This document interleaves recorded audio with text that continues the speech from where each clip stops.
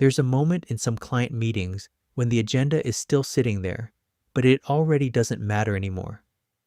The numbers are ready. The review is ready. Then the client says, "I'm getting a divorce," and the whole room changes. It does. And that's the moment a lot of advisors aren't really trained for. They know how to work through the numbers. Fewer know how to respond to the human reality that just walked into the room. And that's really what we talk about here on Advising Humans. The part of advice that isn't just technical, but deeply human. Because in a moment like this, the client may sound composed, but underneath, there can be overload, grief, urgency, fear, confusion, even shame, all happening at once. Right, and when that happens, the advisor's job isn't to start solving right away. It's to help the client feel less alone, less flooded, and a little steadier before the meeting turns into more pressure. That's what this episode is about. What the advisor is actually trying to do first, when divorce becomes the real agenda. The first step is to bring steadiness. Not solutions, not a giant list, not 10 next steps. Steadiness. Because divorce isn't just a financial event, it's a deeply human transition. Identity is shifting from we to me, routines are changing, decisions are stacking up, emotions are moving week to week, and the client is often trying to get some sense of safety and control back. So they're not just deciding what happens to the assets, they're trying to find solid ground again. That's the real job to see. The client isn't just making financial decisions. They're trying to regain safety, identity, and control. And if the advisor misses that, they can start solving the visible problem while the deeper problem is still running the room. That's really good. Solving the visible problem while the deeper problem is still running the room. Because what looks obvious on the surface often isn't the real thing underneath. What sounds like certainty can be fear trying to regain control. What looks like procrastination can actually be depletion. What looks like a housing decision can be grief in disguise. That's such an important reframe for an advisor, because otherwise you can misread the client completely. It's easy to look at someone in that moment and think they're being difficult all over the place or changing their mind, but a lot of the time, they're just overwhelmed. And when someone's overwhelmed, more pressure usually makes it worse. What helps is structure, one step at a time. That's what starts to make things feel clearer. So if the first meeting isn't about solving everything, there's still a real order to it. What comes first? Well, I'd keep it really simple. First, open with steadiness. Second, clarify what's actually creating the most pressure. Third, leave with one small next step the client can realistically hold. That's a lot more useful than trying to finish the whole divorce in one conversation. Okay, so let's break that down. What does open with steadiness sound like? It sounds like helping the client feel that they don't have to solve everything today. It sounds like slowing the emotional pace of the meeting without sounding scripted or clinical. It can be very simple. Something like, "We don't have to figure out everything today. Let's focus on what matters most right now and make this more manageable." That kind of language lowers the heart rate. That already feels different. It doesn't feel passive, it feels grounding. Grounding is the word, because the client may be carrying a sense of everything all at once. Access questions, cash flow questions, legal uncertainty, maybe housing, maybe kids, maybe just trying to keep functioning at work. When everything feels equally important, one of the advisor's biggest gifts is helping the client feel that not everything has to be dealt with at the same time. And once you've opened with steadiness, the next move is clarifying without drifting into therapy. That's such an important distinction. You're not trying to process every emotion. You're trying to understand what pressure the emotion is creating in the decision-making. So instead of analyzing feelings, you ask better questions.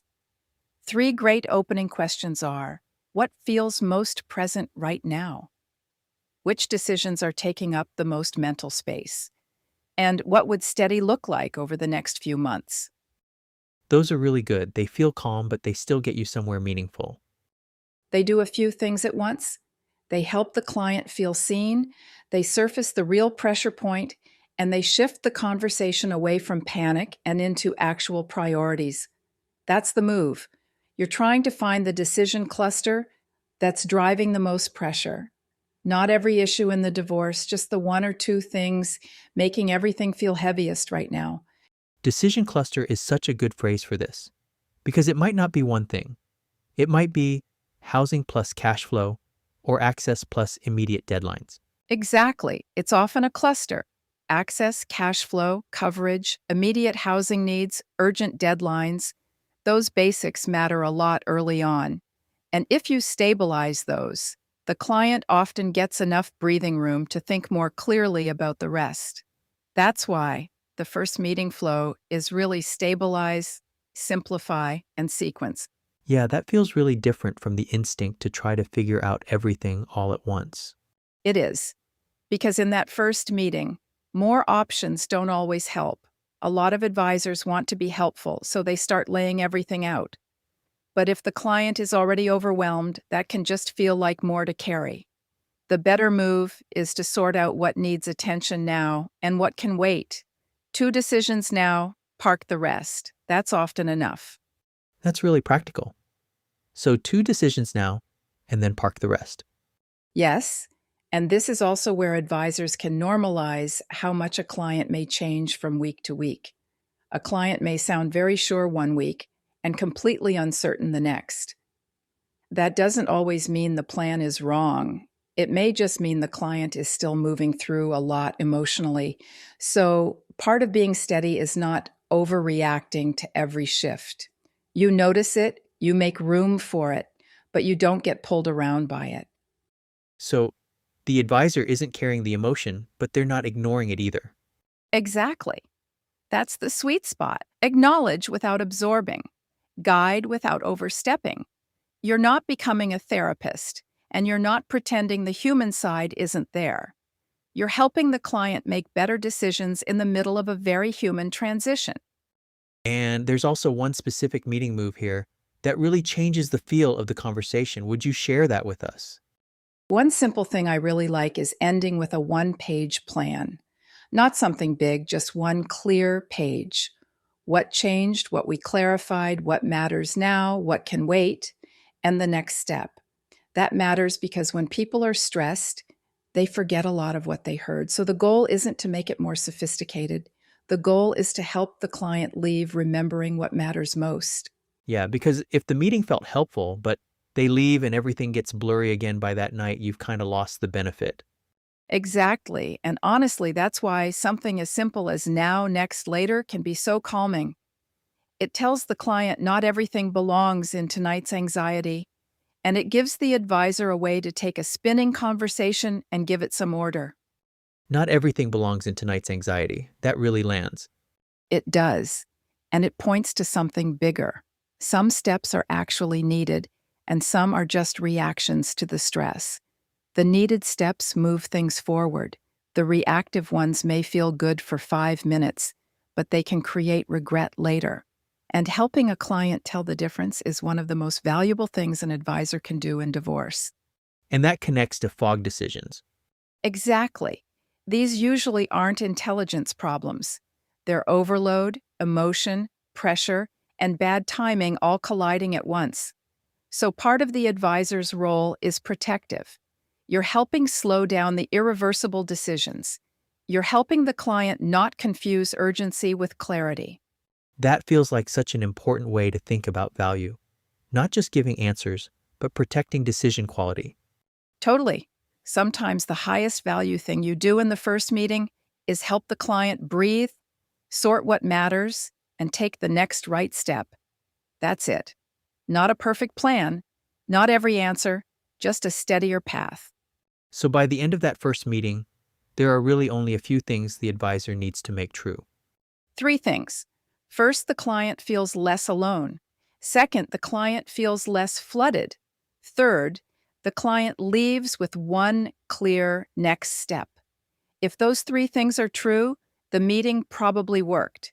If they leave with more information but more pressure, it probably didn't. That's such a helpful gut check. It is. And really, that's the whole flow. Slow the meeting down. Help the client sort out what matters most. Protect decision quality. And make sure they leave with one clear next step they can actually follow. And I think that's the key. This isn't about sounding polished. It's about showing up steady when the room gets heavy.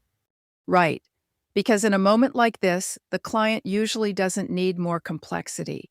They need someone who can slow things down, bring some order to what feels chaotic, and help them take the next step without adding more pressure.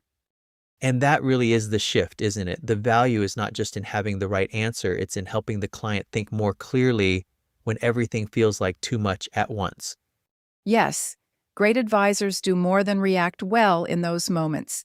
They help make the moment feel more manageable. They reduce mental load. They bring steadiness, sequence, and a little more clarity when the client needs it most. And that's where trust starts to grow. If this conversation made you think differently about what a client may really need in that first divorce meeting, share it with another advisor who wants to bring more steadiness and clarity to moments like this. And if you want the full first meeting flow, the exact questions, and the practical tools that help bring more steadiness and clarity to divorce conversations, it's all in the Divorce Transition Playbook Suite for advisors. Because that's really what good support does. It doesn't just give people more information. It helps them feel less alone, less flooded, and more able to take the next step. Thanks for listening to Advising Humans. We'll see you next time.